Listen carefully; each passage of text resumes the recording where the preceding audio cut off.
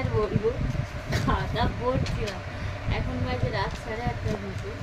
মানে একটু ফোন দেখছিলাম, আর দেখতে দেখতে না খাতার আগে ফোন ভেবে নিয়েছি, ভেবে খালি হচ্ছে যাচ্ছে না কেন, মনে নেই যে এটা খাতা। তাহলে মানে ফোনের কি অবস্থা তাহলে হয়েছে বুঝতে পারছো?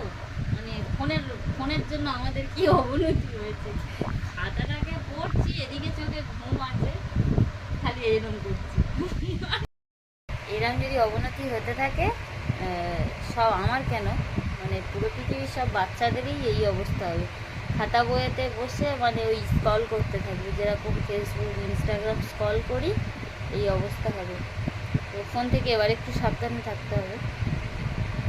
কেমন লাগলো ভিডিওটা? এটা কিন্তু সত্যি আমার বাস্তবিক ঘটেছে। তোমরা ভাববে হয়তো ভিডিও মানে ফলস, না, আসলে এটা সত্যিই ঘটনা। তো এটা ভিডিওর মাধ্যমেই তুললাম। আসলে স্ক্রল করছিলাম, মনে করলো যে একটু ভিডিওটা করা যাক, যে ফোনের অবনতিটা কি হয়েছে আমাদের দেশ রাজ্য সব বলো যাই বলো। তো এই হলো ব্যাপার।